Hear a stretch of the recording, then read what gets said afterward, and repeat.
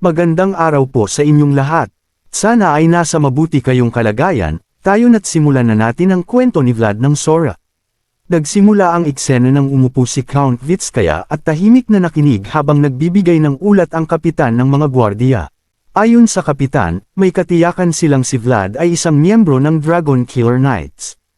Hawak ng Count ang isang tasa ng mainit na tsaa habang nagtatanong kung ano pa ang kanilang nalaman. Ipinaliwanag ng kapitan na hindi lamang pagkakakilanlan ang napatunayan nila, kundi pati na rin ang kakayahan ni Vlad.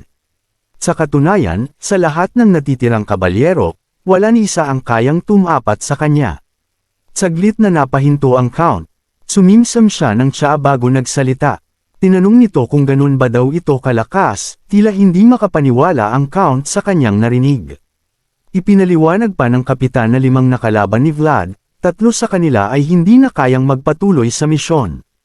Natahimik ang Count, maingat niyang ibinaba ang tasa, at pinagsalikop ang mga daliri habang pinagmasdan ang kapitan. Pagkaraan ng ilang sandali, tinanong niya ito kung siya daw ang kakalaban kay Vlad ay mananalo daw ba ito. Sandaling nag-atubili ang kapitan, kumunot ang kanyang noo habang naaalala ang malamig na tingin ni Vlad, tila isang bumabagsak na bituin na galing sa malayong kalangitan.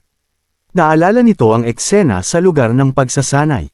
Nakatayo si Vlad, nakatutok ang espadang kahoy sa kanya, at nakapalibot sa kanya ang mga kabalyerong hindi niya namalayang natalo na pala. Ang kanyang mga mata ay kumikislap sa kulay pilak asul habang hawak ang espada. Pagbalik sa kasalukuyan, naglabas ang kapitan ng pulang aura na may halong intensyong pumatay. Mahina ngunit mariin niyang sinabi, na 9 beses sa 10, mananalo daw ito. Napaisip ang Count, ipinatong nito ang bibig sa kanyang kamay at tahimik na nagmuni-muni. Iniisip nitong posible daw bang ang pinakamahusay na espada ng Tenovo ay hindi sapat laban sa isang 18 taong gulang na kabalyero ng Hilaga. Maya-maya, nagsalita siya, iniisip kung dapat bang parusahan si Vlad bilang babala sa mga kawal. Nagulat ang kapitan at agad na humingi ng paumanhin. Ngunit naalala ng Count ang ginawa ni Vlad, kung paano nito itinayo ang bandila ng kabalyero sa harap ng kanyang tarangkahan. Doon niya napagtanto na mali ang kanyang naging paghusga. Inamin niyang sinadya niyang pabayaan si Vlad sa lamig dahil sa masamang unang impresyon ito. Sa huli, bahagya siyang ngumiti at sinabing, sana, mas naging matalino daw ito kahit na kaunti. Kinabukasan, umiinom ng tsaa si Vlad kasama ang Count sa isang kubol sa hardin. Pinanggit ng Count na hindi gaanong uso ang tsaa sa Hilaga.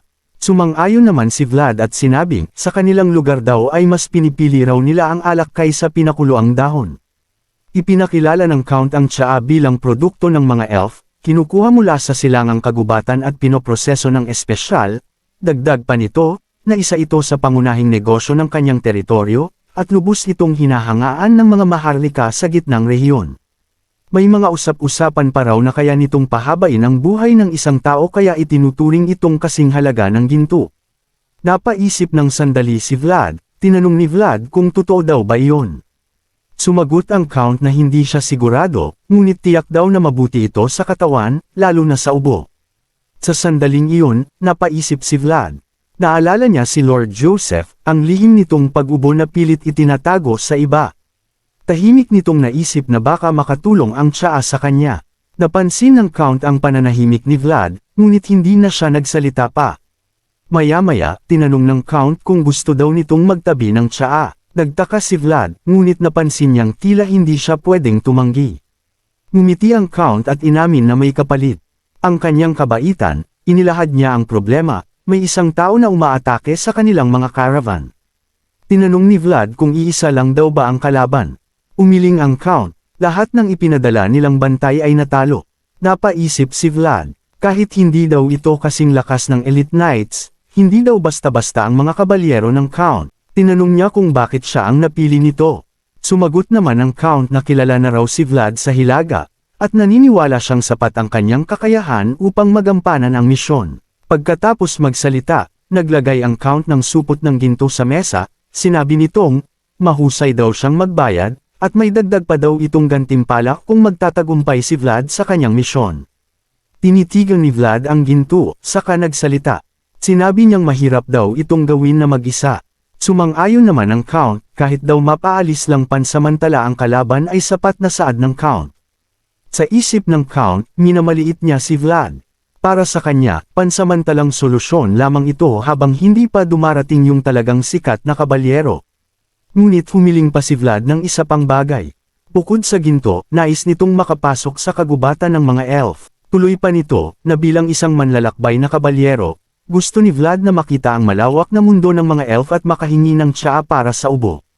Nabigla ang Count sa sinabi ni Vlad, hindi nito akalaing may isip din pala ang batang kabalyero, ngunit napagtanto nitong hindi niya matanggihan si Vlad, alam ng batang kabalyero kung ano ang gusto nito. Matapos ang mahabang katahimikan, sumang-ayon ang Count, ngunit may kondisyon.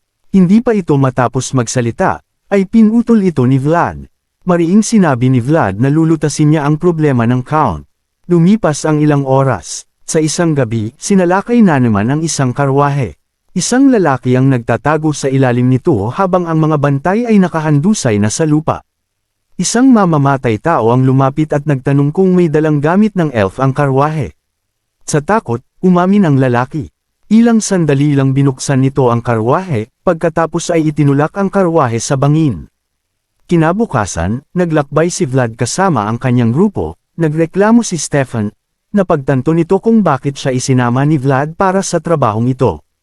Inamin ni Vlad na tama daw siya, tuloy pa nito, na wala na daw itong mahahanap na ganito kalaking komisyon. Saad pa ni Vlad, nababawasan din daw ni Vlad ang kanyang komisyon at ibibigay sa mersenaryo. Sa kabila ng pagod, pumayag si Stefan at nagtiwala ito kay Vlad. Tinanong ni Vlad kung ilang araw daw sila naglalakbay. Sumagot naman ang mersenaryo, na 3 araw ang binyahe nila upang makarating sa tagpuan.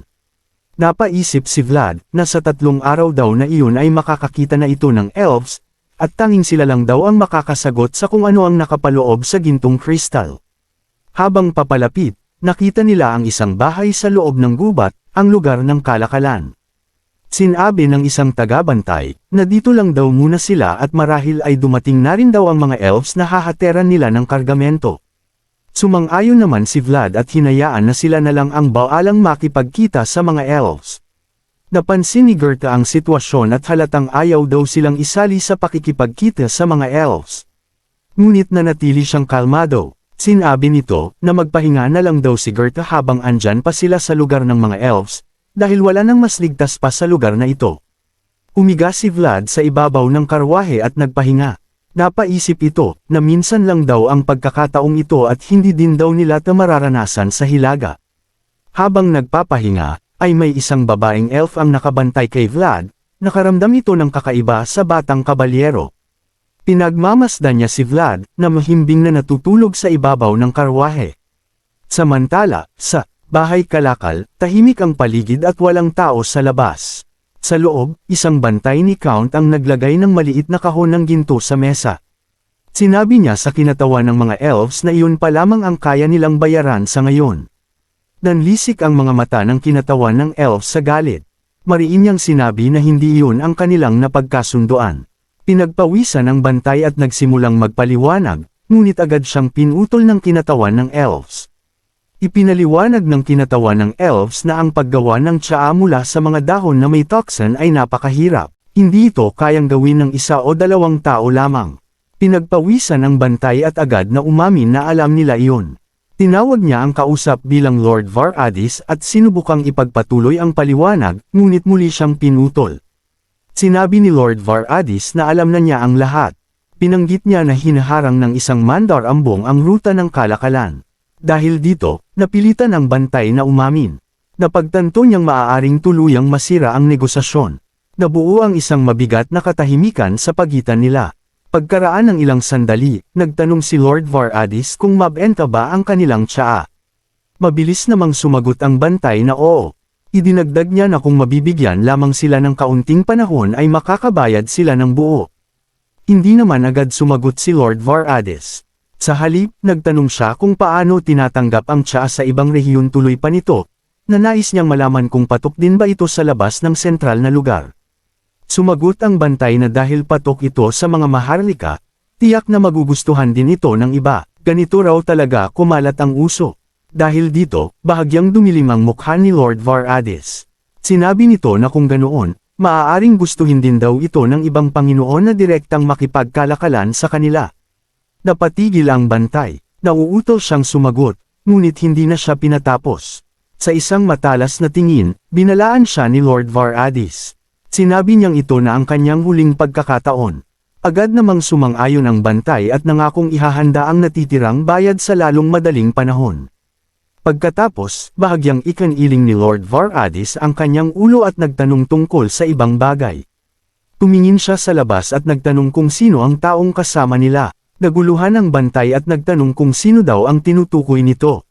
Sumagot si Lord Var-Adis na ang tinutukoy niya ay ang taong nakahiga sa ibabaw ng karwahe.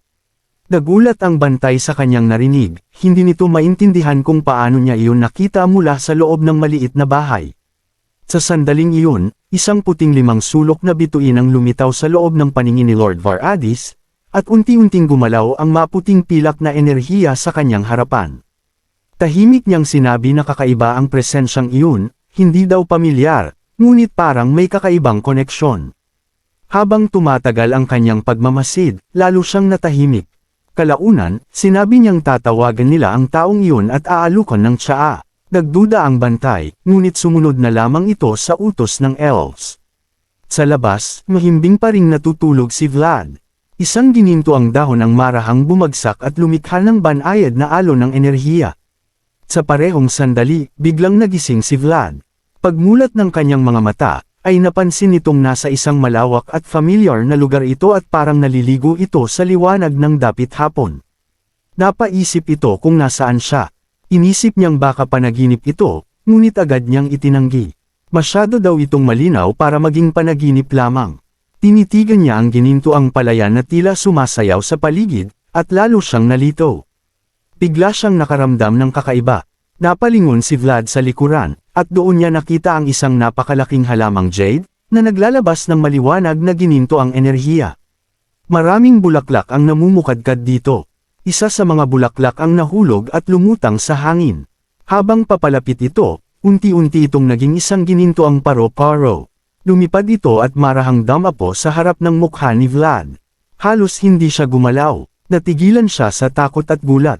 Napagtanto niya na ito ang mundong tinutukoy ng misteryosong boses. Habang iniisip niya ito, isang malayong tinig ang biglang umalangaw-ngaw. May tumatawag sa kanya, paulit-ulit at tila nagmamadali.